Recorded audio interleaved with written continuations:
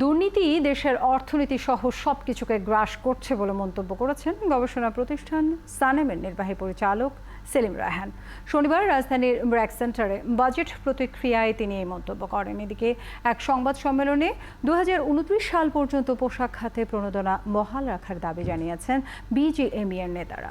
আরও জানাচ্ছেন মুজাহিরুল হক rumen.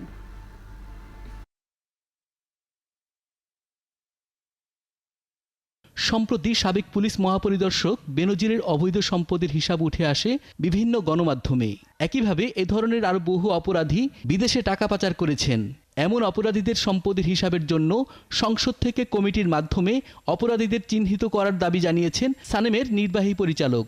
Parliament থেকে একটা প্রপার ইনভেস্টিগেশন, একটা পার্লামেন্টারি কমিটি করা যায় কিনা দুর্নীতি বিরোধী, তাহলে কিন্তু আমরা এই কমিটমেন্টটা দেখতে পাবো সরকারের পক্ষ থেকে, যেটা আমরা বলছি রাজনৈতিক সদিচ্ছা, যে দুর্নীতির বিরুদ্ধে একটা যুদ্ধ ঘোষণা করার মতো সেই ধরনের একটা আমরা উদ্যোগ দেখতে চাই। কারণ আমাদের কাছে মনে হচ্ছে, আপনারা হয়তো অনেকেই একমত হবেন, যে দুর্নীতি কোনো কোনো ক্ষেত্রে সর্বগ্রাসী হয়ে যাচ্ছে। এবারের বাজেটেও 15% করের বিনিময়ে অপরাধীদের টাকা বৈধ করার সুযোগে নিন্দা জানান তিনি।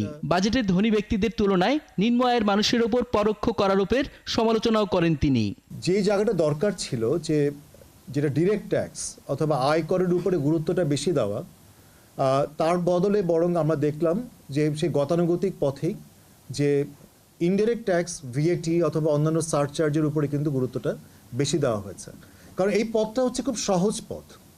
কারণ কঠিন পথটা হচ্ছে আয়করের জাল বাড়ানো এবং সেখানে যারা ধনী, অতি ধনী, তাদের কাছ থেকে বেশি মাত্রায় কর আহরণ করা। এদিকে বিজিএমইএ কার্যালয়ে পোশাক খাতের প্রতিষ্ঠানগুলোর নেতারা জানান, প্রস্তাবিত বাজেটে পোশাক শিল্পের মূল দাবিগুলো উপেক্ষিত রয়েছে। 2029 সাল পর্যন্ত পোশাক খাতে চালু প্রণোদনা বহাল চান তারা।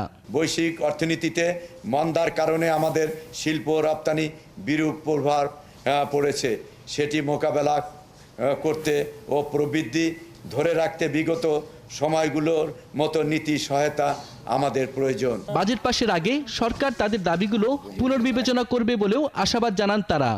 না দেওয়ার যে সিদ্ধান্তটি সরকার সম্প্রতি নিয়েছে। মুজাহিরুল হক রুমেন, 71, ঢাকা।